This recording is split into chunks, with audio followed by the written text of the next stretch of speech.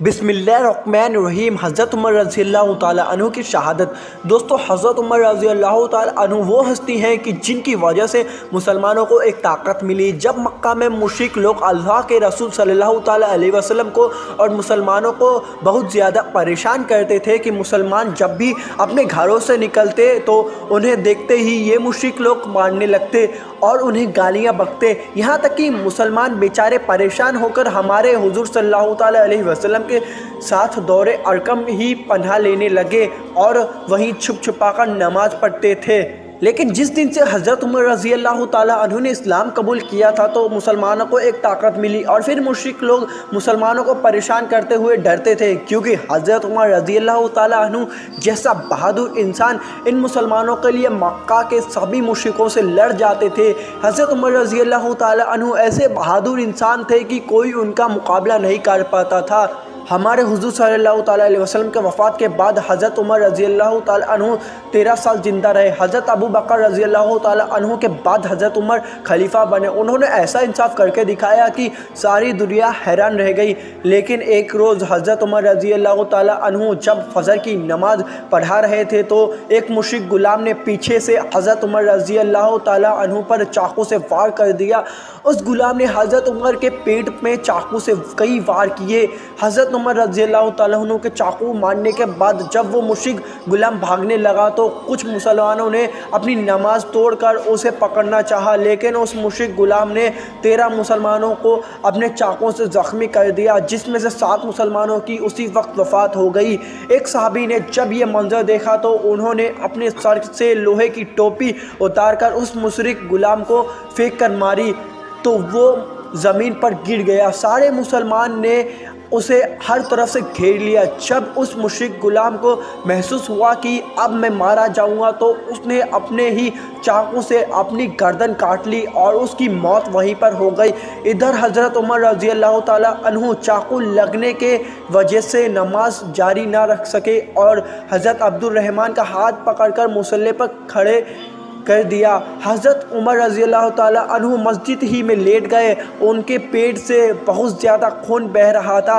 हज़रत अब्दुर्रहमान रज़ी अल्लाह ताला अन्हु ने जल्दी से फ़जर की नमाज़ पढ़ाई और फिर सभी सहाबा इकराम हज़रत उमर को लेकर घर पहुँचे। ज़ख़म पर कुछ मरहम रखा गया लेकिन कोई फ़ायदा ना हुआ। एक सहाबी हज़रत उमर रज़ी अल्लाह ताला अन्हु को कुछ दूध पिलाने की कोशिश की ताकि जिस्म में कुछ ताकत आ जाए, लेकिन हज़रत उमर ने जैसे ही वो दूध पिया तो सारा दूध उनके पेट से बाहर निकल गया। हज़रत उमर रज़ी अल्लाह ताला अन्हु ने एक सहाबी को बुलाकर पूछा कि मुझे किसने कत्ल करने की कोशिश की, तो उन सहाबी ने जवाब दिया कि ए हमारे बादशाह अमीरुल मोमिनीन, एक मुशरिक गुलाम ने आप पर हमला किया है। ये सुनकर हज़रत उमर रज़ी अल्लाह ताला अन्हु ने अल्लाह का शुक्र अदा किया और फरमाया कि अल्लाह का एहसान है कि उसने मुझे किसी मुसलमानों के हाथ कत्ल न होने दिया। हज़रत उमर रज़ी अल्लाह ताला अन्हु ने महसूस किया कि अब मेरी मौत का वक्त करीब आ चुका है, तो उन्होंने अपने बेटे अब्दुल्ला को बुलाया और कहा कि ए अब्दुल्ला, जाओ और हुज़ूर सल्लल्लाहु ताला अलैहि वसल्लम की बीवी हज़रत आयशा के सामने मेरी फ़रियाद रखो कि अम्मा जान, उमर कहता है आज मुझे उनके सामने बादशाह व खलीफा ना कहना, क्योंकि अब मैं मुसलमानों का खलीफा नहीं हूँ। बेटा, अम्मा आयशा से कहना कि उमर अपने दोनों साथियों हुज़ूर सल्लल्लाहु अलैहि वसल्लम और अबू बकर सिद्दीक़ के पास ही अपनी कब्र बनवाना चाहता है, क्या आपकी इजाज़त है? बेटा, अगर अम्मा आयशा इजाज़त दे दे तो ठीक है, वरना मुझे मुसलमानों के कब्रिस्तान जन्नतुल बकी में ही दफन कर देना। हज़रत अब्दुल्ला अपने बाप हज़रत उमर रज़ी अल्लाह ताला अन्हु का पैगाम लेकर रोते हुए हज़रत आयशा रज़ी अल्लाह ताला अन्हु के घर की तरफ चले। दरवाज़े पर जाकर दस्तक दी तो हज़रत आयशा रज़ी अल्लाह ताला अन्हु घर के अंदर बैठी रो रही थी। आवाज़ सुनकर पूछा कि कौन है, तो जवाब मिला कि अम्मा जान, मैं अब्दुल्ला बिन उमर हूँ। मेरा बाप उमर बिन खत्ताब अपने दोनों साथी हुज़ूर सल्लल्लाहु अलैहि वसल्लम और अबू बकर सिद्दीक़ के पास अपनी कब्र बनवाना चाहते हैं, क्या आपकी इजाज़त है?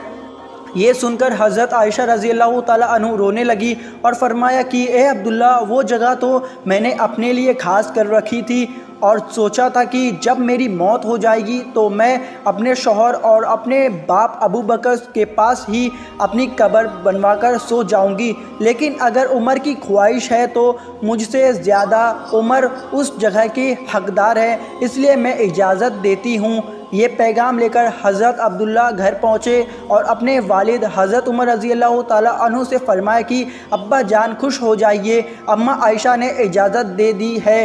حضرت عمر نے فرمایا کہ نہیں، ابھی نہیں، جب میری موت ہو جائے گی تو پھر سے میرا جنازہ اماں عائشہ کے دروازے پر رکھنا اور اجازت مانگنا، اگر اس وقت اجازت دے دے تو مجھے اندر لے جانا، ورنہ وہیں سے مجھے واپس مسلمانوں کے قبرستان میں لے جا کر دفن کر دینا، کیونکہ ابھی کی اجازت میں مجھے ڈر ہے کہ کہیں شرم کی وجہ سے انہوں نے مجھے اجازت نہ دے دی ہو، اس لیے جب میری موت ہو جائے تو ایک بار اور ان سے اجازت لے۔ اسی وقت حضرت علی رضی اللہ تعالیٰ عنہ اپنے بیٹے حضرت حسن کے ساتھ اندر آئے اور دیکھا کہ حضرت عمر بہت زیادہ گھبرا رہے ہیں، تو حضرت علی نے کہا کہ اے عمر، کیا موت سے گھبرا رہے ہو؟ تو حضرت عمر رضی اللہ تعالیٰ عنہ نے جواب دیا کہ نہیں، موت کے بعد جو ہوگا اس سے بہت زیادہ ڈر لگ رہا ہے کہ اگر اللہ نے مجھے معاف نہ کیا تو میرا کیا ہوگا۔ اتنا کہہ کر حضرت عمر رضی اللہ تعالیٰ عنہ بہت زیادہ رونے لگے،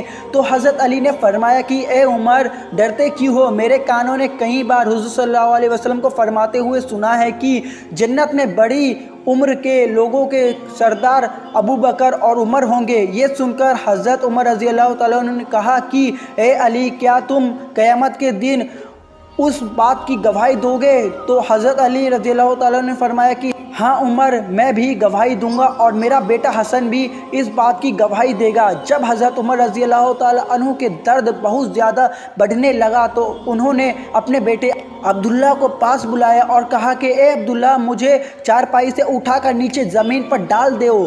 یہ سن کر حضرت عبداللہ اور پاس کھڑے لوگ حیران رہ گئے کہ یہ حضرت عمر کیا کہہ رہے ہو۔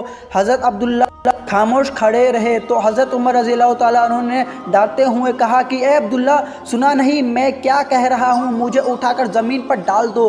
حضرت عبداللہ نے اپنے والد حضرت عمر رضی اللہ تعالیٰ عنہ کو اٹھایا اور زمین پر لٹا دیا، تو حضرت عمر رضی اللہ تعالیٰ عنہ اپنا چہرہ مٹی میں رگڑنے لگے اور کہنے لگے کہ اے عمر، اگر آج تیرے رب نے تجھے معاف نہ کیا تو تو ہلاک ہو جائے گا۔ حضرت عمر رضی اللہ عنہ بار بار یہ الفاظ کہے جا رہے تھے اور اپنا چہرہ مٹی میں رگڑ رہے تھے۔ دوستو، وہ بھی کیا لوگ تھے! یہ حضرت عمر رضی اللہ تعالیٰ عنہ وہی انسان ہے کہ جن کی خاطر ہمارے حضور صلی اللہ علیہ وسلم نے اللہ کے سامنے ہاتھ اٹھا کر دعائیں مانگی کہ اے اللہ، عمر کو اسلام کی توفیق دے دے تاکہ ہم مسلمان مکہ میں سر اٹھا کر چل سکے۔ دوستو، یہ حضرت عمر رضی اللہ تعالیٰ عنہ وہی انسان ہے کہ جن کے بارے میں حضور صلی اللہ علیہ وسلم نے فرمایا تھا کہ اگر میرے بعد کوئی نبی ہوتا تو وہ عمر ہوتا۔ حضرت عمر رضی اللہ تعالیٰ عنہ اپنا چہرہ زمین پر رگڑے جا رہے تھے اور بار بار کہہ رہے تھے کہ اے عمر، اگر تیرے رب نے تجھے آج معاف نہ کیا تو تو ہلاک ہو جائے گا۔ یہ کہتے کہتے حضرت عمر رضی اللہ تعالیٰ عنہ وفات ہو گئے۔ غسل و دفن کے بعد جنازہ تیار کر کے مسجد کے سامنے رکھا گیا۔ حضرت عمر رضی اللہ تعالیٰ عنہ نے وصیت کی تھی کہ اے میرا جنازہ حضرت صہیب رومی پڑھائے، تو حضرت صہیب رومی آگے بڑھے اور جنازے کی نماز پڑھائی۔ نماز کے بعد جنازہ اٹھا کر سب حضور صلی اللہ علیہ وسلم کی قبر کی طرف چلے تو حضرت عائشہ کے گھر کے سامنے حضرت عبداللہ بن عمر نے لوگوں سے کہا کہ جنازہ یہیں اماں عائشہ کے دروازے پر رکھ دو، اور پھر آگے بڑھ کر حضرت عمر کے بیٹے حضرت عبداللہ نے اماں عائشہ کے دروازے پر دستک دیتے ہوئے کہا، اماں جان، میرے باپ عمر بن خطاب کا جنازہ دروازے پر ہے، اندر آنے کی اجازت چاہتے ہیں، کیا اجازت ہے؟ تو حضرت عائشہ رضی اللہ تعالیٰ عنہ نے فرمایا کہ ہاں، اندر لے آؤ۔